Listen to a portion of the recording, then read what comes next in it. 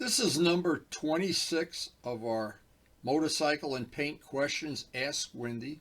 I try to share information regarding motorcycles, and today we're going to talk about tires a lot of the time and some paint work. I try to answer questions that come in on the channel. They come in the comments section. I usually try to answer them with a few brief sentences and then add that to the list of questions that we answer in detail on the next question and answer video. So if you have a question, just leave it in the comments section of the appropriate video and we'll try to answer it on a future question and answer video. We do a lot of work in the shop restoring motorcycles, paint work, riding bikes, changing our own tires, among things that may be interesting for you to share the information on, and that's what we do, is share the information. Now, when I first added the question and answer videos to the channel, I didn't know how popular they'd be or if they'd be useful in any way. I've learned so much from other people that have sent me information. There's some on this video. This is the number 26. We've done 26 of these already when this one is done. And thank you to all the people that had positive comments about how they enjoy it, and to all the people that have shared photos, pictures, stories, and information. Because the whole purpose of this channel is to share useful information about the passion for motorcycling. So the first question today that I'd like to answer, and I'm trying to answer these, of course, to the best of my ability, is from Man RR. And he wanted to know, he asked me a question, and I think I know the answer. I'm not absolutely sure. I think this is the correct way of wording the answer. Maybe there's different ways of wording it, but so I want to preface that, the answer. He said, your durometer, is it affected by tire pressure or the temperature of the rubber? And I said, it's not, as far as I know. Now, I may be wrong about this, but a durometer measures the hardness of the rubber. Now, in the case of the tires we use in motorcycles, on my durometer, the typical readings are from 60 to 50 to 40, 40 being track day tires, slicks, the kind that usually you would have tire warmers on. Street tires, 50, 60, and even my RD was in the 70s, the old, I guess they're old school tires. Now, the durometer is made to measure the hardness of the rubber. Now, it was just, and I might as well add this, we just were at a Bikes and Breakfast, and there was a gentleman who had I think a BMW the RR, and what happened is he had just done a track day, and I was explaining to some of the people there, just reach down to his tire and pull off a piece of rubber. The rubber on track day tires is really, really soft, but it's only made to be at its best grip when those tires are hot. When those tires are cold, all bets are off. So a lot of people think, and it's a misconception, I'll just put race tires on my street bike. Not only will they wear out fast, but the rubber that is made to operate at a temperature where the rubber is very, very hot. And for more information, if you're interested in race tires, this channel is really about street bike riding. Race tires, there's Dave Moss from Contact Patch. On YouTube, look up Contact Patch. He goes through, he lives at the track practically, and helps people inflate their tires correctly. This is basically for track day, not street. And he deals with tire pressure and those various things. On our channel, we try to use the information, but we're not I'm not trying, I have been out of racing for, a lot of years anyway. I'm going to be 78 years old. So what would happen is the information I have from back in the day, not really appropriate right now. But the basics still apply. The basic idea of getting the right pressure in the tire, and most of all, getting the right tire for the motorcycle. Now, in my case, and I thought I'd share this as the opening thing here, I have had a set of Michelin 5s that were on they started their life on the MT-09 and went, I don't know how many miles, I have it all logged in.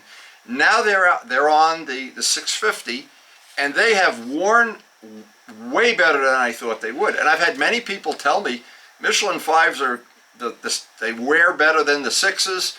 I've had people say the opposite. I've had people say they only get 5,000 miles out of a set of tires.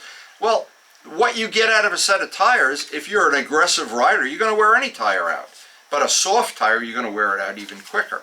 Now, so keep in mind what the bottom line is. A MotoGP rider, a guy that's a professional rider, any of them, they wear out the tires in 45 minutes, sometime before 45 minutes. This is something to keep in mind when you're going to spend money on tires. If you've ever been to a track day, you know guys that are very serious, have tire warmers, and they never ride on cold tires. But on the street, we're always riding on cold. You stop for a light and the tires get cold. Anyway, just some basic information about tires. I thought I'd start off the day talking about that, mentioning that I have gotten from Vlad 4 brand new Michelin Sixes that are going to go on the 2 bikes this summer as they wear out. But I'm trying to take the last bit of data from the Michelin 5s that I have on the bike. I wanted to see how they would wear now on an MT-09, a little more power, the 650, and I want to see how they're going to wear. And so far, they look really good, but then I'll be able to compare all those notes, and I'll share it on my video, compare those notes to all the notes that I'm going to be taking on the Michelin Sixes. That's coming up very soon, and usually when I swap the tires out, I make a video. One final thing, and this has been a question, I had this question somebody asked before, you know, oh, when do you replace the tires? Well, there's little bars on a Michelin 5, on Michelin 2s, all of them. Usually the average person will wear out the middle of the tire first. That's what'll happen. And then the bars out at the edge, well, if you're living like Ray Straub's son, Raymond, what he would do, because his property bordered the tail of the Dragon, he would wear the edges of the tires out, and the middle had plenty of rubber. Well, I found out the same thing with the tires that came on the MT-09. I got a flat in the back, and by the time, I think it was about 3,500 miles, the front tire had already worn the edges out, and the middle had plenty of rubber. So, boy, when you're dealing with tires, keep in mind, it's a mixed bag, and it's a bag where everybody has an opinion, and some people like this brand, and some people like that brand, and I'm only offering that I have tried many, many, many brands, and what works best for me is always the Michelin tires. So these are the new Michelin Sixes that are going to be going on the motorcycles very soon as they wear out. They have these little wear bars. I wanted to mention to people that are not familiar with this. These wear bars, and there's usually would tell you how much rubber is left. There's the little tabs usually on the middle of the tire. This is a front tire. Let's see, they're down in here. For if you were doing track days, you would probably wear the edges out before the middle. If you do a lot of street riding, you're probably going to wear, well, everybody wears it different. There's just no rhyme or reason to it. But it's always a good idea to keep a log of what you do and keep notes when you've changed the tires, not just do it by a random access program. But again, these are Michelin Sixes. I got them from Vlad, and thank you very much. Now, I've been corresponding with Scott in Connecticut for many, maybe years now even. With his RZ350, he's doing a repair to the tank. He constantly sends me pictures and updates. He's really made a lot of progress. He's right at the end of getting it done, and I expect the next time we do a question and answer, I'll have some pictures of the finished product. But anyway, he made up a little saying that I think is true, that the 3 P's of paint: preparation, patience, and practice. And Scott, I think you hit it right on the head. And anybody that's ever done any paint work on motorcycles knows that painting the part itself is the tiniest part of the job. The prep, the stripping the old paint, the priming, all of the, if there's body work. And that is absolutely true. Now, Scott also asked me a good question, and this is really something, I probably have the wrong answer. I don't have a water trap on my compressor. Now, a lot of people have, here's the compressor, and then they have a water trap, and this is fine, and then some other kind of an air filter, and then it goes to the gun. I don't have any of that. So, but what I do religiously, and this is this is good information for anybody painting, I never leave the compressor sealed overnight. If I'm going to paint, I'll shut the valve on the bottom of it, let it build up 30-40 pounds of pressure, and rock it back and forth, because all the moisture will by then have dripped down to the bottom. And you'll see, if you put a rag underneath it or something, you'll see usually rust will come out. And then seal it and let it build up pressure. Now, if you don't do that, one of the common things you have is fish eyes. And people that don't drain their compressor regularly they put water traps in this trap and that, and well, who knows what. I've never done it because right from the very beginning, the first compressor I had, I was religious about draining it. It was an old compressor and it would always bleed out rust. So I got in the habit early at doing that. Now the other part, and another gentleman, let me see what his name is. I don't want to lose anybody's name. Corey asked me, do you need fisheye killer, not fisheye killer, flex oil? It's called Flex Agents. Now, what happened is years ago when they had acrylic lacquer, we originally started with lacquer. Lacquer had a terrible problem. This is 30, 40 years ago. You'd be painting a car, you'd paint a guitar or whatever, and you'd put on a lot of clear coats, buff it all out, and a year later it'd crack. And it was the thicker you made the paint, the more it was prone to crack. Now, when they came out with acrylic lacquer, it was a little more flexible. Not great though. If you had a part like that flexed a little bit, and on these motorcycles, everything flexes. The fenders, the side covers. So what would happen is you'd add a thing called, I used the brand Flexol in the acrylic lacquer. Now they do make Flexol agents for modern paint. I have never used them. I used it up to the point that I was done with acrylic lacquer, and that was probably in the mid 80s, early 90s. I have not added since then any flex agents, not to the clear and not to the colored paint, and I use primer from a can, so that kind of, it makes an easy decision. But I understand if there's a professional body shop that maybe you'd use it in the parts of the car that bend, the bumpers, the headliner. There may be, and there may be a real coil for it in some paint.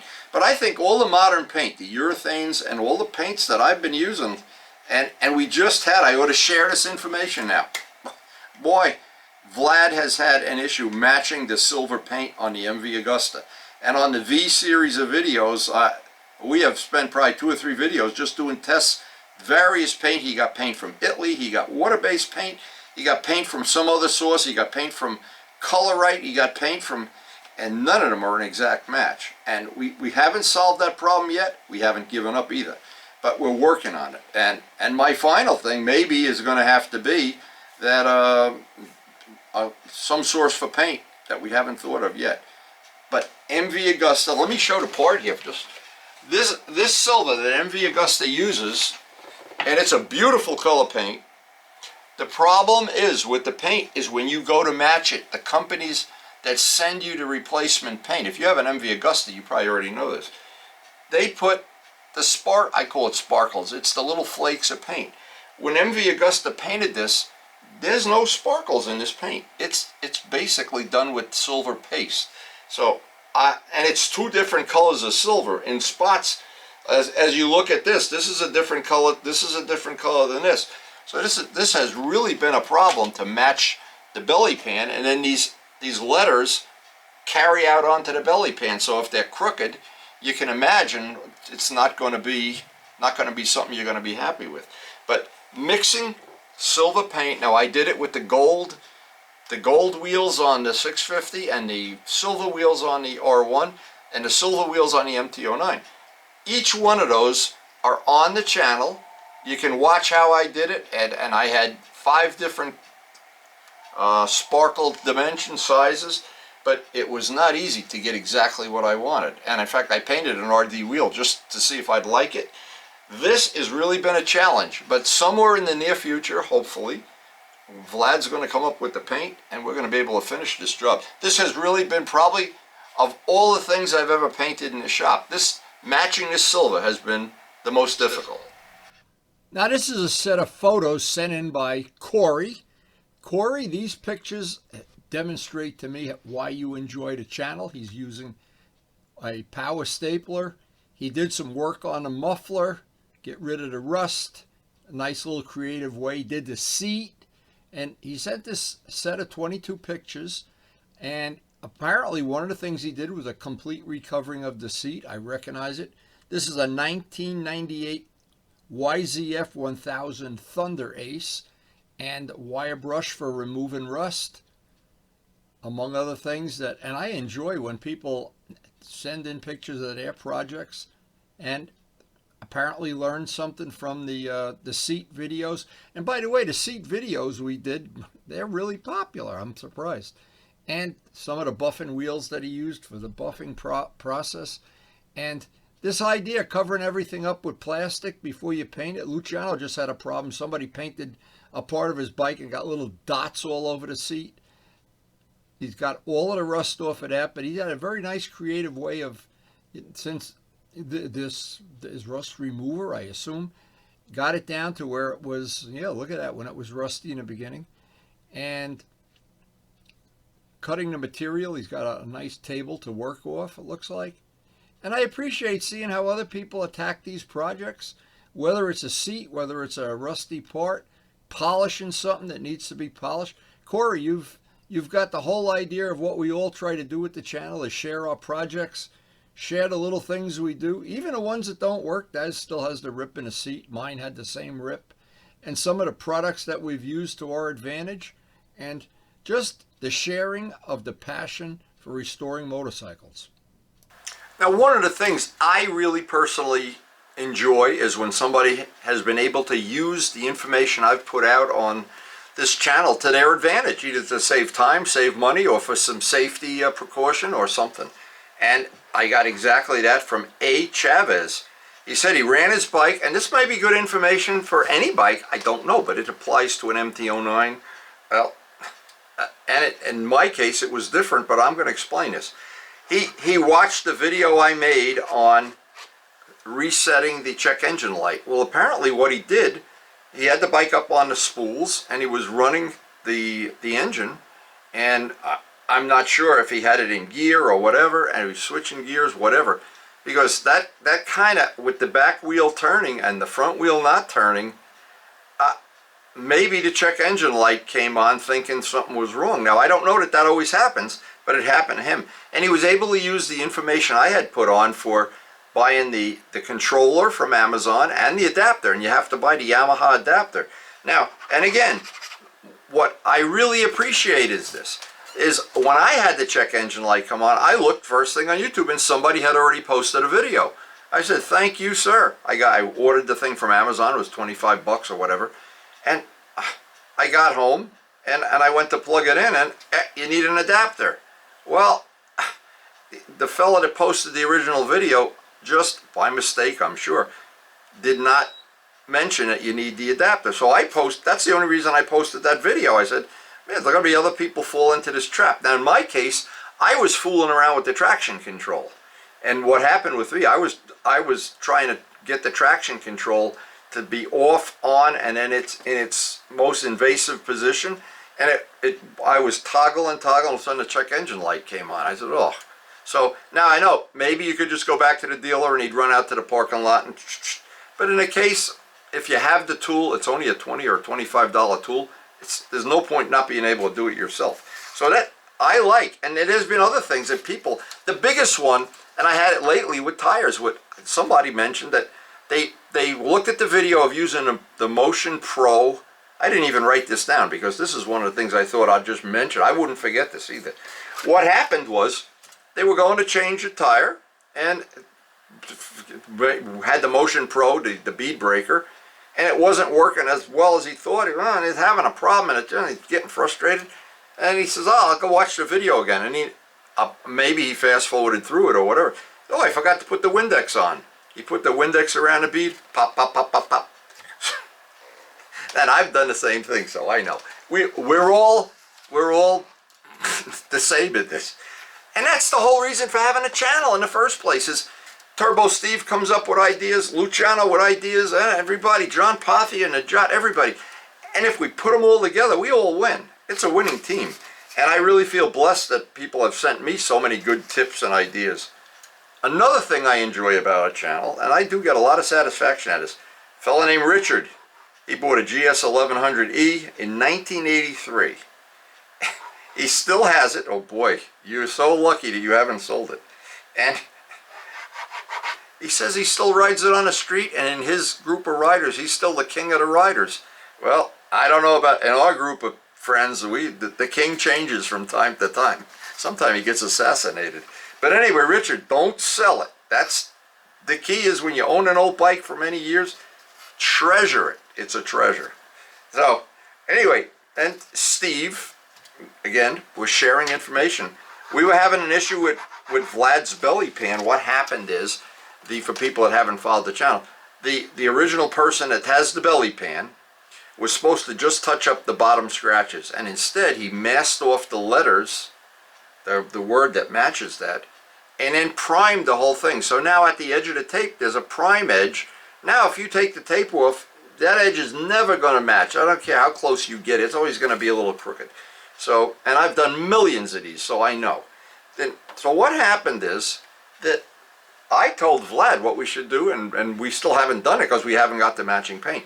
We'd get a brand new box of razors, and not Harbor Freight razors either, razors from a company that makes razors, that go around the letters and just try to minimize that lip of the paint, and then I'll have to bury everything in clear. That's still, and it'll be on the video if we do it. But Steve, you're absolutely right that the razor would be a great idea. I totally agree with that.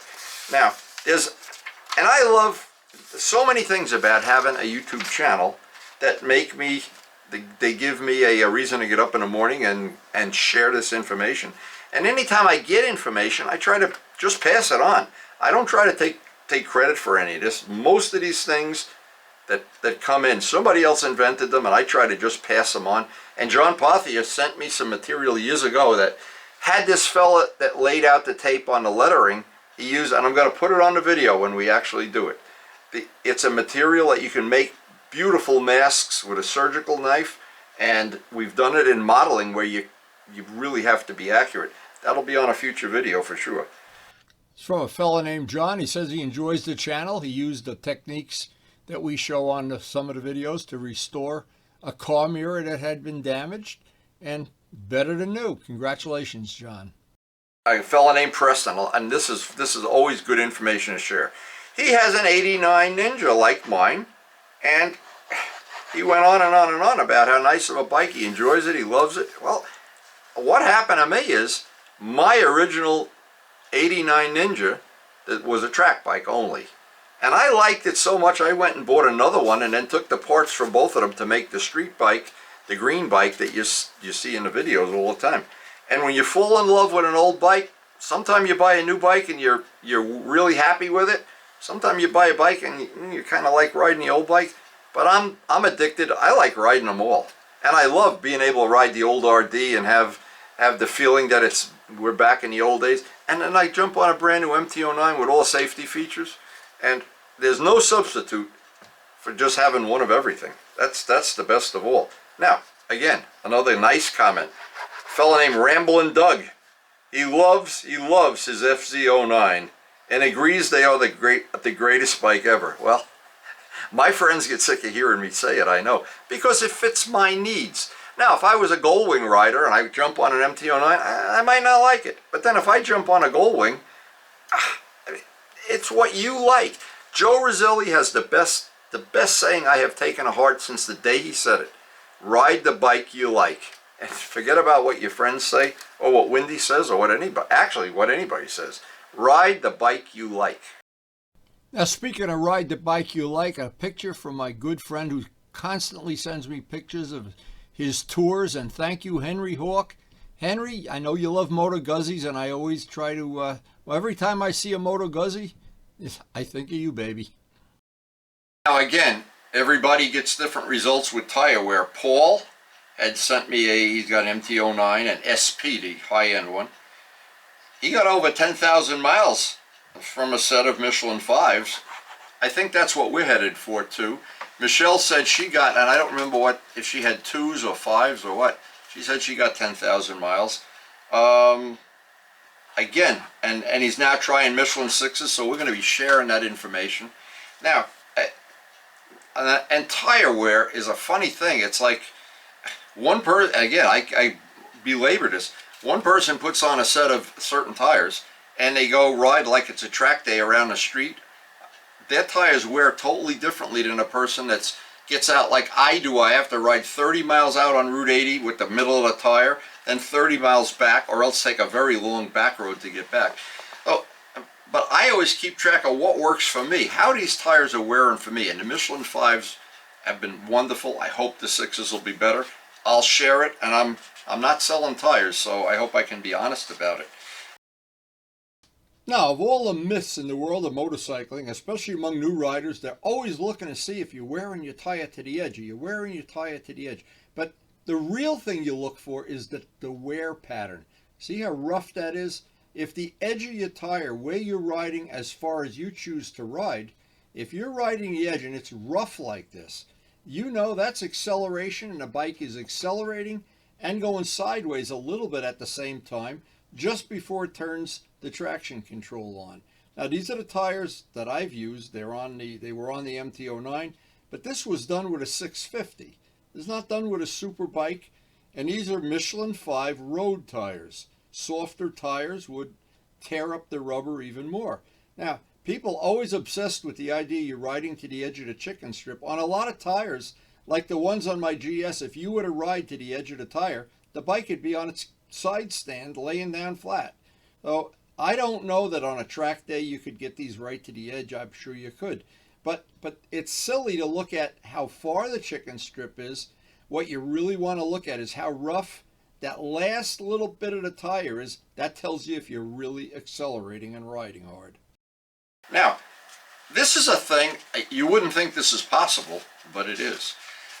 I had, from the beginning of having this channel, and that's 10 years, I have had a set of, I had 3 of them at one time. I only have 1 left. They wore out, as they literally wore out like taxis. Canon, the little Canon that you put in your pocket cameras, and they've served me well.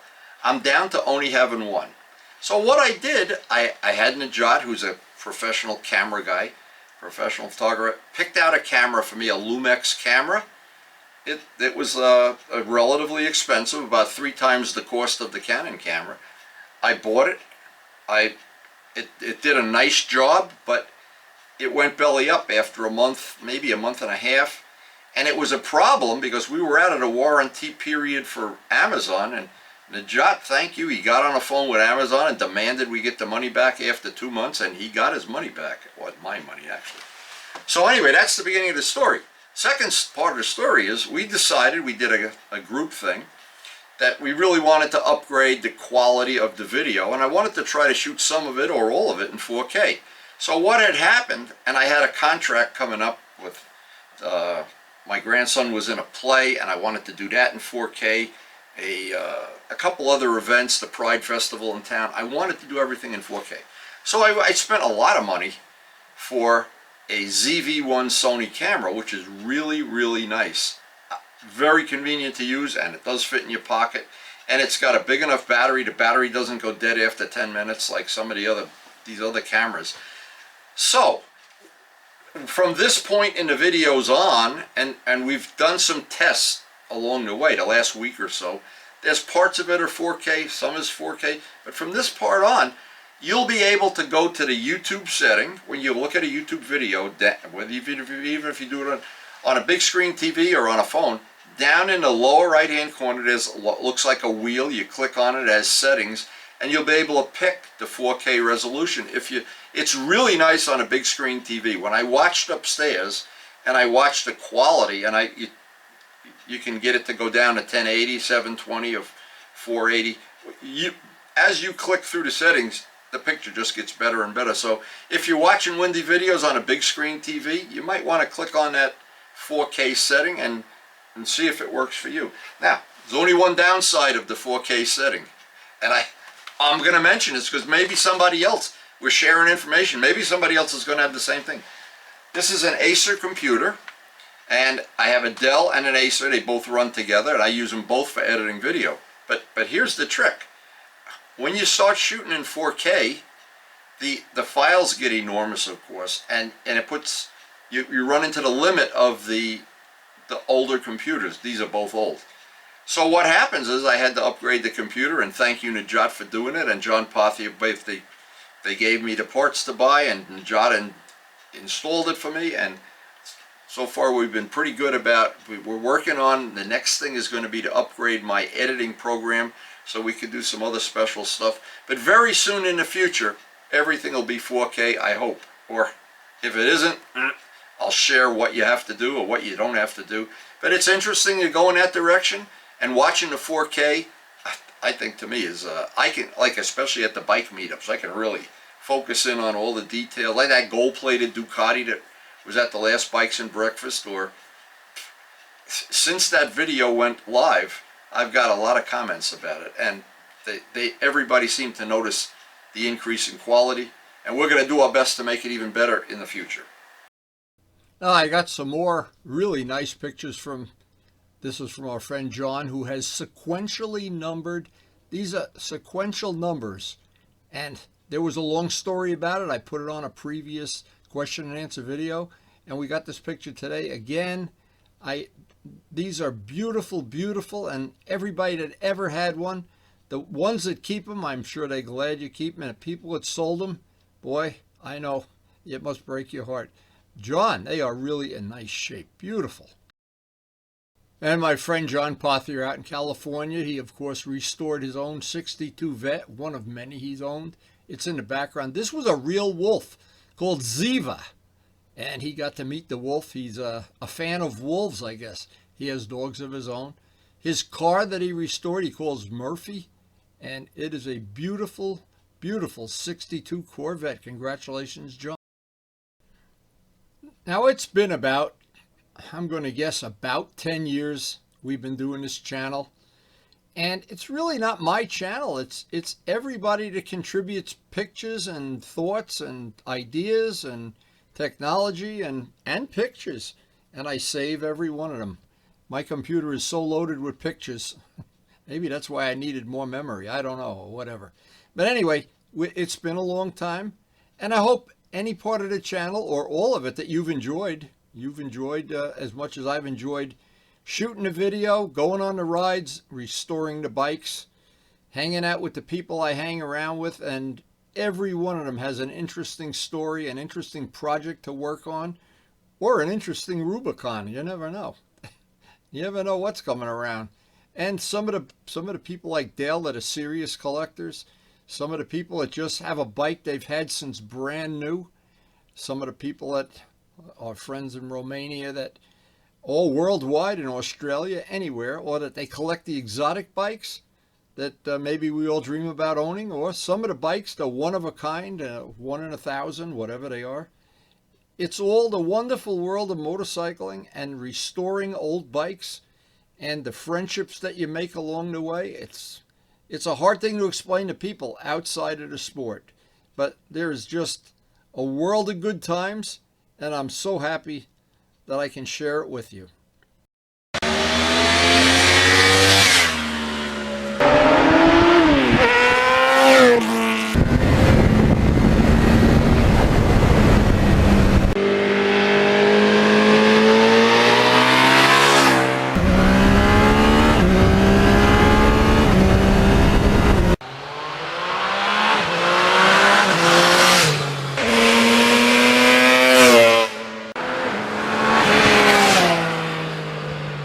And thanks so much, guys, for watching.